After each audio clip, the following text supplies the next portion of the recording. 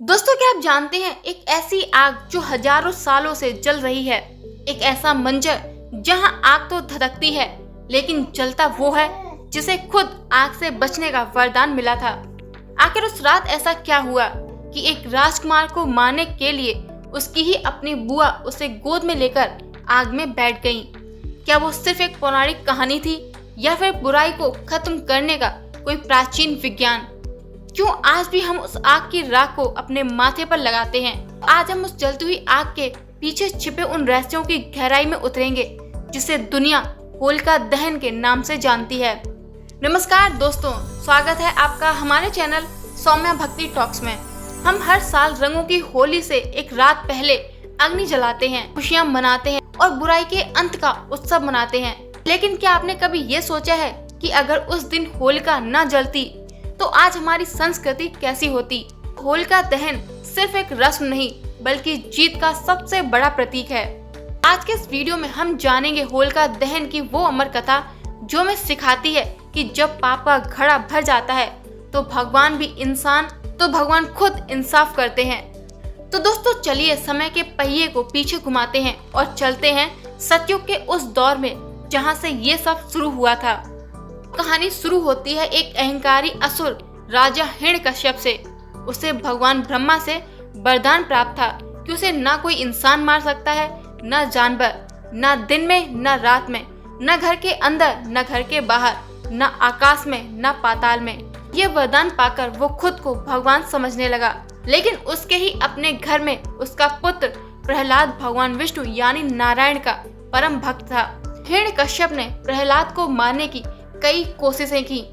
कभी पहाड़ से फेंका तो कभी जहर दिया, कभी हाथियों से कुचलवाया। लेकिन दोस्तों, भक्त प्रहलाद हर बार भगवान नारायण की कृपा से बच जाते थे।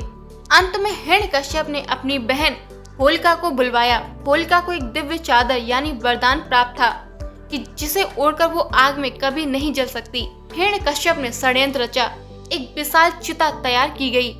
होलिका प्रहलाद को लेकर उस जलती हुई आग में बैठ गई। हिरण्यकश्यप को लगा कि आज प्रहलाद का अंत निश्चित है। लेकिन तभी एक चमत्कार हुआ। वो दिव्य चादर होलिका के शरीर से उड़कर नन्हे प्रहलाद पर जा लिपटी। देखते ही देखते वरदान के बावजूद भी होलिका जलकर राख हो गई, जबकि प्रहलाद भगवान नारायण का नाम जपते हुए आग से सुरक्षित बाहर निकल आए। यही कारण है कि हर साल हम होलिका दहन मनाते हैं। ये हमें याद दिलाता है कि चाहे बुराई कितनी भी ताकतवर क्यों ना हो, चाहे उसे वरदानों का कवच ही क्यों ना मिला हो, सत्य के सामने उसे झुकना ही पड़ता है। होलिका दहन का मतलब है अहंकार और पाप का जलना और भक्ति और विश्वास की जीत। होलिका दहन सिर्फ धार्मिक नहीं बल्कि वैज्ञानिक भी है। फाल्गुन के महीने में जब सर्दी खत्म होती है और गर्मी शुरू होती है तो हवा में बैक्टीरिया और कीटाणु बढ़ जाते हैं। जब हम होलिका जलाते हैं तो उस अग्नि से वातावरण का तापमान लगभग 50 से 60 डिग्री तक बढ़ जाता है। इस गर्मी से आसपास के हानिकारक बैक्टीरिया मर जाते हैं, जिससे हमारा स्वास्थ्य बेहतर होता है। होलिका दहन कभी भी भद्रा नक्षत्र में नहीं किया जाता। हिंदू शास्त्रों के अनुसार भद्रा भगवान शनिदेव की बहन है, जिन्हें अशुभ माना गया है। मान्यता है कि अगर भद्रा काल में होलिका जलाई जाए तो पूरे देश और समाज पर विपत्ति आ सकती है। इसीलिए हमेशा भद्रा मुख त्याग कर ही दहन किया जाता है। होलिका दहन को नवान्येष्टि यज्ञ भी कहा जाता है। इस दिन खेत से आई नई फसल जैसे गेहूं की बालियां और चने को अग्नि में भूना जाता है। इस भुने हुए अन्न को होला कहते हैं, जिससे होली नाम पड़ा। मान्यता है कि अग्निदेव को नई फसल भेंट करने से घर में साल भर समृद्धि बनी रहती है। दहन के अगले ही दिन सुबह लोग होलिका की ठंडी राख यानी भस्म को अपने घर ले जाते हैं और माथे पर लगाते हैं। मान्यता है कि ये राख शरीर को चर्म रोगों से बचाती है। इसे घर में चारों कोनों से छिड़कने से नकारात्मक शक्तियां और नजर दोष दूर होता है। इसे विभूति के रूप में तिजोरी में रखने से बरकत होती है। गांव में आज भी बुजुर्ग होलिका की लपटों की दिशा देखकर आने वाले साल की भविष्यवाणी करते हैं। जैसे अगर अग्नि की लपटें पूर्व की ओर झुकी है तो माना जाता है कि राजा और प्रजा दोनों सुखी रहेंगे। अगर उत्तर की ओर झुके तो देश में शांति और अच्छी बारिश होगी। अगर पश्चिम की ओर झुके तो संघर्ष या मंदी का संकेत माना जाता है। दोस्तों, एक आध्यात्मिक मान्यता ये भी है कि होलिका दहन के समय हमें अपने मन की बुराइयों जैसे काम, क्रोध, लोभ, मोह को भी उस आग में समर्पित कर देना चाहिए। ये प्रतीक है कि हम पुराने साल के साथ अपनी पुरानी गलतियों को जलाकर नए उत्साह के साथ रंगों की होली खेलें। होलिका दहन हमें ये सिखाता है कि आग केवल विनाश नहीं करती बल्कि वो शुद्धिकरण भी करती है। जो सत्य के साथ है उसे आग जला नहीं सकती यानी प्रहलाद, और जो अधर्म के साथ है उसे वरदान भी बचा नहीं सकता यानी होलिका। जहां उत्तर भारत में प्रहलाद की कथा प्रसिद्ध है, वहीं दक्षिण भारत में मान्यता है कि इसी दिन भगवान शिव ने कामदेव को भस्म किया था। कामदेव ने भगवान शिव की तपस्या भंग करने की कोशिश की थी, जिससे क्रोधित होकर भगवान शिव ने अपना तीसरा नेत्र खोल दिया था। ये मान्यता काम यानी वासना पर नियंत्रण और आत्मज्ञान की जीत का प्रतीक है। लोग अग्नि जलाकर अपने भीतर की इच्छाओं को भस्म करने का संकल्प लेते हैं।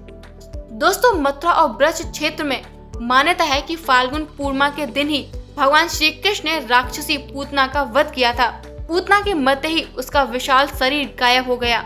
इसीलिए ब्रजवासियों ने उसकी बुराई के अंत का उत्सव मनाया। दोस्तों, इसीलिए ब्रजवासियों ने उसकी बुराई के अंत का उत्सव अग्नि जलाकर मनाया। यही कारण है कि ब्रज की होली दुनिया भर में सबसे लंबी और अनोखी होती है। पुराणों के अनुसार सतयुग में डूडा नाम की एक राक्षसी थी जो बच्चों को बहुत परेशान करती थी। उसे वरदान था कि उसे कोई अस्त्र शस्त्र नहीं मार सकता, लेकिन उसे बच्चों की टोलियों ने शोर मचाकर हंसी मजाक और आग के घेरे बनाकर गांव से भगा दिया। आज भी कई जगहों पर होलिका दहन के समय बच्चे शोर मचाते हैं और आग के चक्कर लगाते हैं, जिससे घर के बच्चों पर कोई बला न आए। पुराने समय के लोग होलिका की पवित्र अग्नि की एक जलती हुई लकड़ी अपने घर लाते थे और उसी से अपने घर का चूल्हा जलाते थे। मान्यता थी कि इससे साल भर घर की रसोई में मां अन्नपूर्णा का वास रहता है और परिवार का स्वास्थ्य ठीक रहता है। होली पूर्णिमा के दिन चंद्रमा अपनी पूर्ण कलाओं के साथ होता है। ज्योतिष के अनुसार इस समय सूर्य और चंद्रमा एक दूसरे के सामने होते हैं। होलिका दहन की अग्नि का ताप और मंत्र उच्चारण व्यक्ति के मानसिक तनाव यानी डिप्रेशन को कम करने और ग्रहों के दोष को शांत करने में मदद करता है। राजस्थान और गुजरात के कुछ हिस्सों में आज भी लोग दहकते हुए अंगारों पर नंगे पैर चलते हैं। उनकी ये मान्यता है कि अगर आपका मन प्रहलाद की तरह शुद्ध है तो आग आपको कभी नहीं जलाएगी। ये आस्था का एक चरम रूप है। कई घरों में दहन से पहले शरीर पर सरसों और हल्दी का उपटन लगाया जाता है और उसे छुड़ाकर उस मैल को होलिका की अग्नि में डाल दिया जाता है। मान्यता है कि इससे शरीर की सारी बीमारियां और नकारात्मकता अग्नि में जलकर खाक हो जाती है। भारत के अलग अलग कोनों में होली मनाने के अनोखे तरीके हैं, जैसे बरसाना और नंदगांव यानी लठमार होली। यहाँ की होली दुनिया भर में प्रसिद्ध है। महिलाएं पुरुषों पर लाठियां चलाती हैं और पुरुष ढाल से अपना बचाव करते हैं। ये राधा कृष्ण के प्रेम का प्रतीक है। दोस्तों, जैसा कि हमने पहले चर्चा की है कि मणिकर्णिका घाट पर चिता की भस्म से होली खेली जाती है, जो जीवन और मृत्यु के चक्र को दर्शाती है। दोस्तों, अगर आप भी बरसाना और नंदगांव की लठमार होली और वाराणसी की मसाने की होली के बारे में जानना चाहते हैं तो हमारे YouTube चैनल पर जाकर इस वीडियो को जरूर देखें। पंजाब में होली को होला मोहल्ला के रूप में मनाया जाता है। इसे सिखों के 10वें गुरु गोबिंद सिंह जी ने शुरू किया था। यहाँ रंगों के साथ साथ वीरता का भी प्रदर्शन होता है।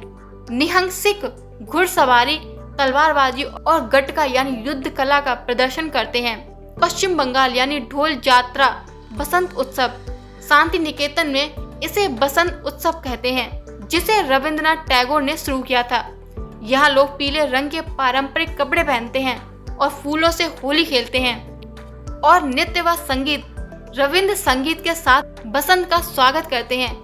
यहाँ इसे भगवान कृष्ण और राधा के डोर यानी झूले उत्सव के रूप में मनाया जाता है। राजस्थान रॉयल और अंगारों वाली होली। दोस्तों, यहाँ हथियारों की होली बहुत प्रसिद्ध है। दोस्तों यहाँ की कपड़ा फाड़ होली और चौक पर होने वाला डांस म्यूजिक पूरी दुनिया के पर्यटकों को खींचता है। यहाँ के कुछ गांव में लोग जलते हुए अंगारों पर चलते हैं, जिसे अपनी आस्था की परीक्षा माना जाता है। महाराष्ट्र रंग पंचमी और मटका फोड़। महाराष्ट्र में होलिका दहन को सिमगा कहा जाता है। यहाँ होली के 5वें दिन यानी रंग पंचमी को असली रंगों का खेल होता है। ऊंचाई पर बंधे हुए दही हांडी यानी मटका को फोड़ने की प्रतियोगिता होती है, जो श्री कृष्ण बाल लीलाओं की याद दिलाती है। गोवा सिमगो। गोवा में एक बड़ा लोक उत्सव है जिसे सिमगो कहते हैं। इसमें बड़े बड़े सांस्कृतिक जुलूस निकाले जाते हैं। इनमें लोग पारंपरिक नृत्य और झांकियों के माध्यम से अपनी लोक कथाएं सुनाते हैं। मणिपुर। यहाँ होली 5 दिनों तक चलती है। इसमें थवल चोगबा नाम का एक पारंपरिक नृत्य होता है, जिसमें लड़के और लड़कियां हाथ पकड़कर चांदनी रात पर नाचते हैं। ये उत्सव खेल और धर्म का मिला जुला रूप है। दोस्तों हरियाणा में इसे धुलंडी कहते हैं, जहां भाभी और देवर की होली बहुत प्रसिद्ध है। दोस्तों यहाँ भाभी और देवर की होली बहुत प्रसिद्ध है। यहाँ भाभियां अपने देवरों को मजाक में सजा देती हैं और देवर उनके लिए उपहार लाते हैं। तो दोस्तों आज हमने देखा कि भारत के एक कोने से दूसरे कोने तक होली सिर्फ रंगों का उत्सव नहीं, बल्कि हमारी विविधताओं का उत्सव है। चाहे वो बरसाना के घाटों पर जलती चिता का भस्म हो, या ब्रज की लठमार होली, या फिर बिहार का वो सोंदा फागुआ, हर जगह एक ही संदेश छिपा है। बुराई चाहे कितनी भी बड़ी क्यों ना हो, अंत में जीत सत्य और भक्ति की ही होती है। होलिका दहन की वो अग्नि हमें ये सिखाती है कि हमें अपने अंदर के अहंकार और ईर्ष्या को जलाकर खाक कर देना चाहिए, जिससे अगले दिन हम प्यार और भाईचारे के रंगों से सराबोर हो सकें। ये त्योहार हमें याद दिलाता है कि हम चाहे कितने भी आधुनिक दुनिया में जी रहे हों, हमारी ये प्राचीन मान्यता ही हमें हमारी जड़ों से जोड़कर रखती हैं। दोस्तों उम्मीद है आपको होली और होलिका दहन के पीछे के ये अनसुने रहस्य और भारत के ये अलग अलग रंग पसंद आए होंगे। आपके शहर या गांव में होली कैसे मनाई जाती है, हमें कमेंट्स में अपनी परंपराओं के बारे में जरूर बताएं। अगर आपको ये वीडियो अच्छी लगी हो तो इस वीडियो को लाइक करें, अपने दोस्तों और परिवार के साथ शेयर करें, और अगर आप हमारे चैनल पर नए हैं तो हमारे चैनल को सब्सक्राइब करना ना भूलें। मिलते हैं एक और ऐसे ही आध्यात्मिक वीडियो के साथ। तब तक के लिए नमस्कार।